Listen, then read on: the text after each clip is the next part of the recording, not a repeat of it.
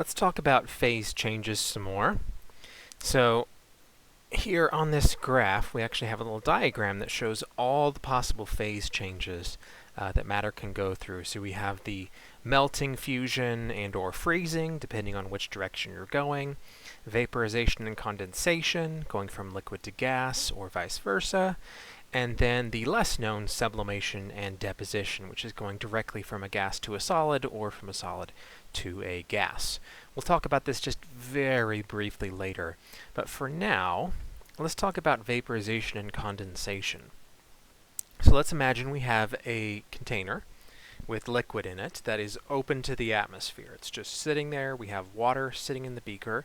Even though the water looks like it's just sitting there and nothing is happening, in reality, those water molecules are extremely active. They are zipping around at a pretty fast pace. They're bumping into each other. They're bumping into the walls of the beaker. They're bumping into the surface of the water where the water meets the air. And some of those molecules that hit that surface between, or that interface between the liquid and the air will have enough energy to escape the intermolecular forces that are holding it in the liquid phase. And if it does have enough energy to do that, it will then transition into the gas phase. It will be released of its liquid bonds, and it will go out on its own, flying into the ether, so to speak. But in reality, there's the gas phase. It just starts flying around. So the interactions again here that have to be overcome for this to happen are the actual intermolecular forces between the water molecules. This is why water does not evaporate quickly, is because they have very strong intermolecular forces. So there's very few molecules at a close to room temperature solution anyway, very few that would have enough energy to escape and go into the gas phase.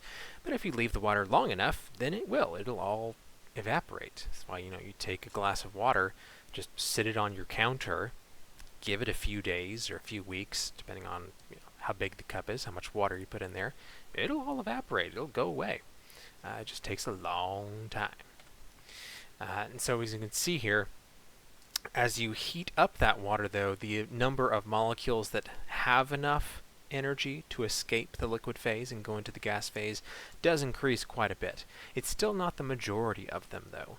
So you can see here at a lower temperature, the vast majority of the molecules are down here. So this curve here is just showing the distribution of molecules. So the highest number of molecules have this amount of energy, and the number of molecules that has higher energy than that decreases pretty dramatically as you go up to higher and higher energies. But as long as they have this minimum amount of energy, they have enough energy to escape and go into the gas phase. And so at lower temperature, there are still some, this section down here, that have enough energy to escape into the gas phase.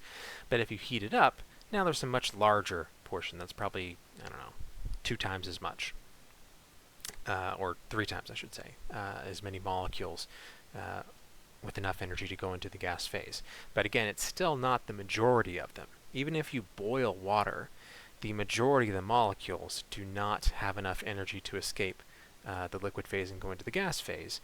It just, at a single moment anyway, it's just these molecules here escape.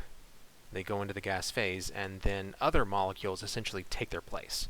And so it takes a while for all the molecules to make it to this energy point. So this rate, the amount, or the rate of the number of molecules that are able to escape during a certain period of time, this is affected, number one, by the temperature, which we just talked about. It's also affected by the intermolecular forces, like we talked about a minute ago. The stronger the intermolecular forces, the hotter it has to be or the more energy the molecule has to have to escape. The surface area also has an effect on this. And this really just comes down to, on a physical, real-life level, the number of molecules that can escape into the gas phase is relatively limited because the actual area where they're able to escape is very limited. So you could have a molecule of water like this one right here, for example. This molecule of water might have enough energy to escape into the gas phase, but it is trapped down in the liquid phase, very far away from this interface, and so it's going to have to keep that energy throughout the whole time that's kind of bouncing around in here, and maybe it accidentally goes down here, and eventually maybe if it still has enough energy and it makes its way up to the surface, it can escape. But if it was a very large surface area where the majority of the water molecules were actually close to the surface to begin with, then evaporation will happen much faster.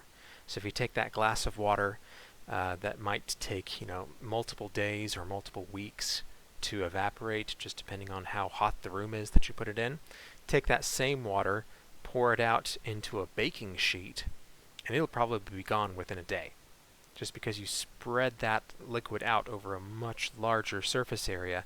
There's a much higher opportunity for each individual gas molecule or molecule that's in the liquid phase to escape into the gas phase. All right, let's talk about the energetics of what's happening here with this vaporization. So Steve is wondering, RIP, by the way, what happens when molecules of liquid escape into the vapor phase?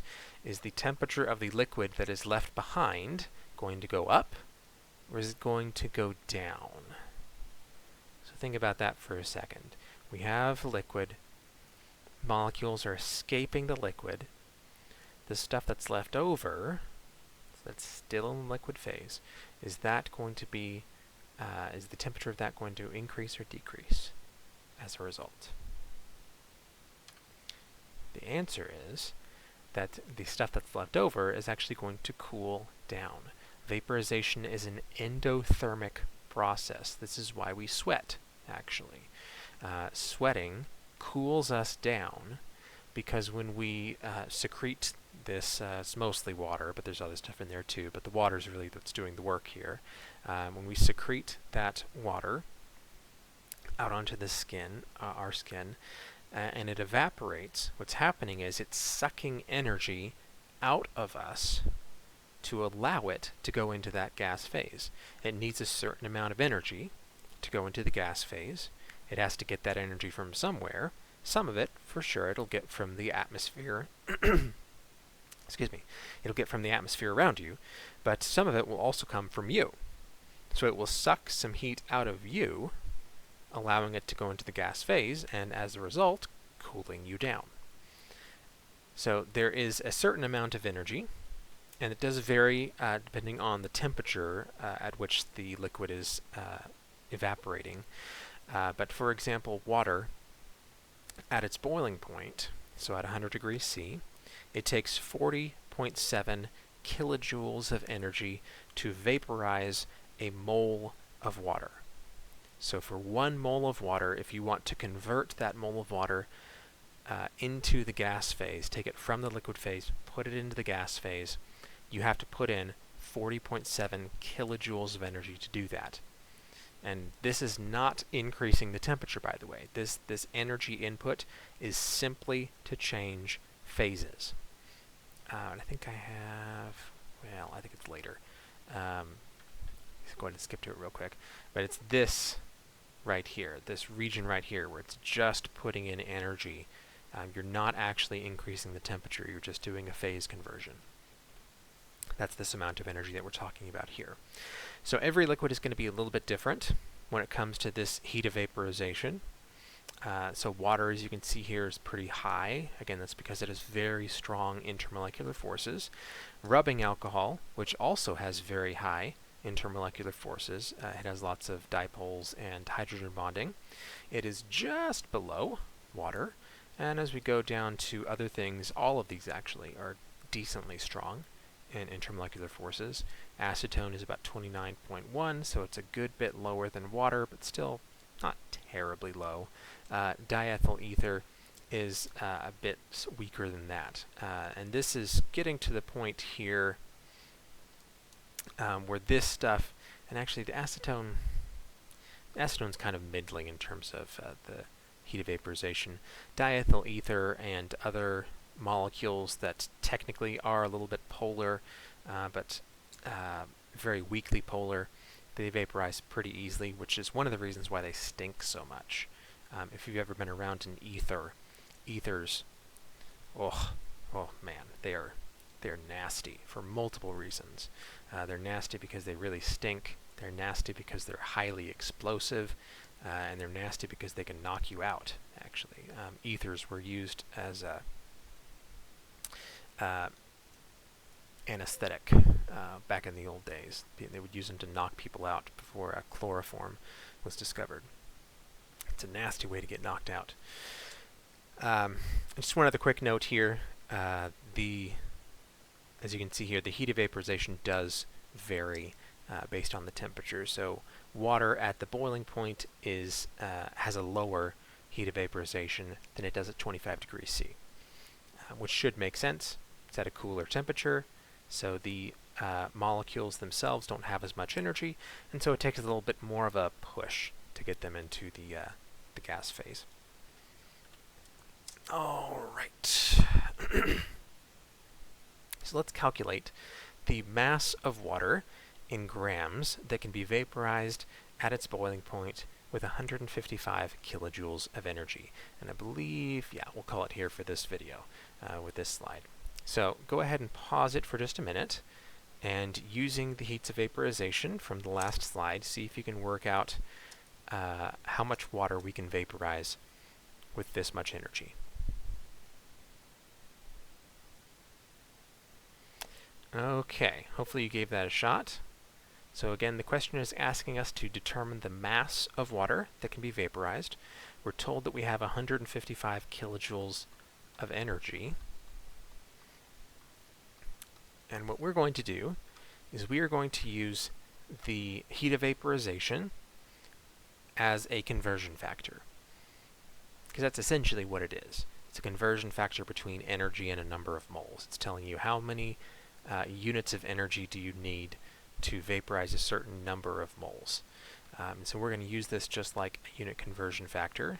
We are told that it's at its boiling point, so we know that for every 40.7 kilojoules of heat, we can vaporize 1 mole of water. And if it just asked for the amount of water that could be vaporized, we could stop there, but it does specifically ask for the amount in grams. And I know that 1 mole of water is 18.02 grams of water. And if it's been a while since Gen Chem 1 for you, I got that from the periodic table. I just added together 2 of the molar masses of hydrogen with 1 of the molar mass of oxygen, which are essentially 1, 1, and 16, respectively there. So if I go ahead and do that math, 155 divided by 40.7 times 18.02 gives me 68.6 grams of water. And I do get 3 sig figs there, because I started with 3 here, and I had 3 on my heat of vaporization value. All right, we will call it there for this video. In the next one, we'll talk about dynamic equilibria.